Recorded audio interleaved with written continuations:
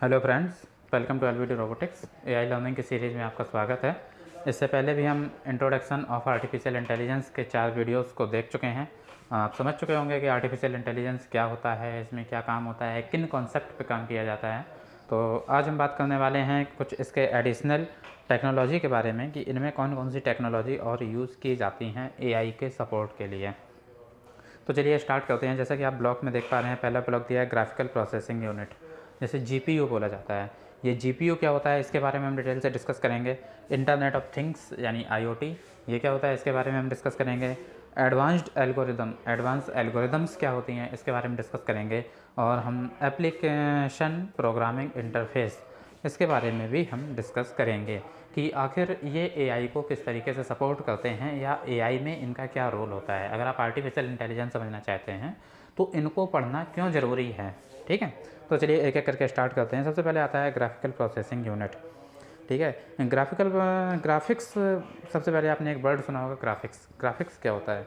Graphics को आप समझते होंगे कि किसी भी चीज़ को मतलब शुरुआत करने से पहले एक ग्राफ के फॉर्म में उसको चेंज करना। ठीक है, एक ग्राफिकली उसको जनरेट करना क्या होता है? ग्राफिक्स, किसी चीज़ का ग्राफ बना देना, ग्राफिक्स। ठीक है, या ग्राफ के फॉर्म में उसकी स्टडी करना, ग्राफिक्स हो गई।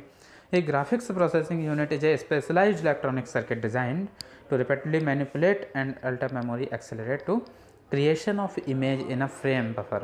ठीक है, मतलब क्या होता है, ग्राफिकल प्रोसेसिंग यूनिट का फंडामेंटल ही यही है कि जब आप किसी इलेक्ट्रॉनिक सर्किट का यूज़ कर रहे हैं, बेसिकली ये इसी के लिए यूज़ होता है, तो उसका मतलब एक ग्राफिकली आप उसको डिटरमाइन कर पा रहे हैं। ठीक है, मतलब जैसे ट्रेनिंग न्यूरल नेटवर्क, जब आप किसी न्यूरल नेटवर्क के बारे में आप पढ़ेंगे तो उसमें क्या होता है, training neural network is a data rich activity that requires big data pulse that the computer power process it and the volume of activity involved। तो ग्राफिकल प्रोसेसिंग यूनिट यही करती है, ये fundamental of AI because they providing substantial computer power. ठीक है, ये क्या करती है, सब्सटेंशियल कंप्यूटर पावर को प्रोवाइड कराती है।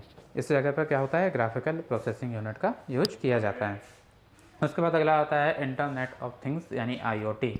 आईओटी क्या होता है, इंटरनेट ऑफ थिंग्स यानी इंटरनेट की वस्तुएं। आखिर आप बहुत सारे ऑब्जेक्ट्स को इंटरनेट से कैसे कनेक्ट कर सकते हैं। अब आपको कनेक्ट क्या करना है, मान लीजिए आप एक स्मार्ट होम जैसे बोलते हैं, स्मार्ट होम का जो कॉन्सेप्ट आता है इंटरनेट ऑफ थिंग्स में आता है कि आप अपने घर के इलेक्ट्रॉनिक डिवाइसेस को, आप अपने घर के जो काम, छोटे छोटे काम होते हैं, छोटे छोटे टास्क परफॉर्म करना होता है, जैसे कि आपके घर में मान लीजिए वाटर स्टोरेज टैंक होता है, अगर वो भर जाए तो ऑटोमेटिकली आपकी मोटर ऑन ऑफ हो जाए, खाली हो जाए तो ऑटोमेटिकली वो भरना शुरू कर दे। तो इस तरीके का जो टास्क होता है ये ऑटोमेटिक होने लगे, ऑटोमेशन हो गया।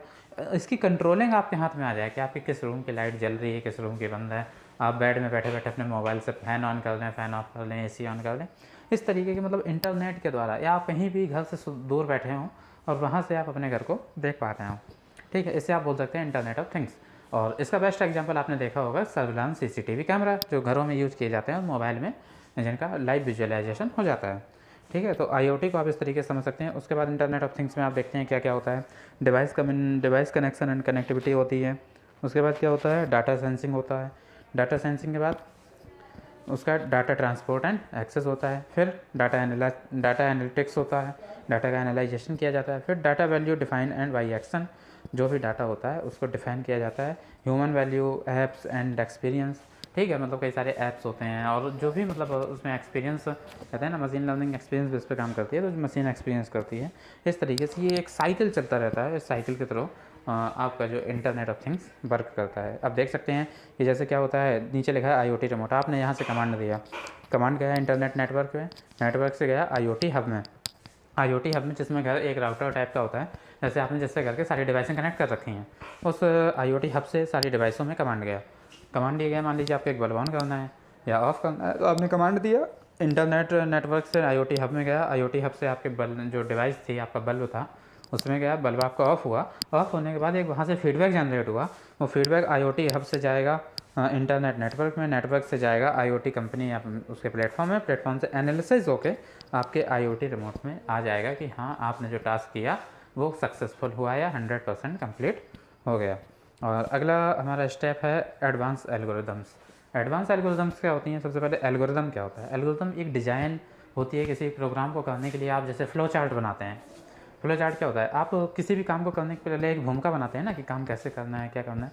तो किसी भी टास्क को परफॉर्म करने के लिए उसकी एल्गोरिदम्स लिखी जाती हैं, उसको पूरा कराने के लिए उसका प्रोग्राम लिखा जाता है। उन प्रोग्राम, उन इंस्ट्रक्शंस के सेट्स को आप बोलते हैं एल्गोरिदम। इसमें क्या होता है, सबसे पहले डिज़ाइन के बाद एनालाइज, ठीक है, एनालाइज किया जाता है उसे, एनालाइज करने के बाद इम्प्लीमेंट के बाद क्या होता है, एक्सपेरिमेंट। तो ये साइकिल चलती रहती है, फिर से डिज़ाइन, फिर एनालाइज, फिर इम्प्लीमेंट, फिर एक्सपेरिमेंट, ठीक है। ये साइकिल जो होती है इसको बोलते हैं आप एल्गोरिदम।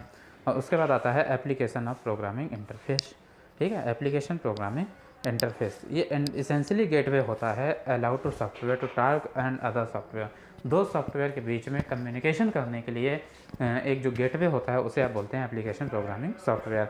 जैसा कि आप इसमें से समझ पा रहे हैं, कोई डाटा सोर्स है, ठीक है, जनरल ITOC डायरेक्टरी होती है, और इससे क्या होता है, एक एंड यूज़र दूसरी जगह पे, मान लीजिए एक सॉफ्टवेयर यहाँ है, एक दूसरी जगह, इन दोनों के बीच में जो डिवाइसेस का कम्युनिकेशन होता है उसे बोलते हैं आप एडवांस एप्लीकेशन प्रोग्रामिंग इंटरफेस। उसके बाद देखिए प्रोसेस बिल्डिंग एंड AI, इसके बारे में हम चर्चा करेंगे नेक्स्ट वीडियो में। आई होप आपको वीडियो आज पसंद आया होगा। Thank you so much.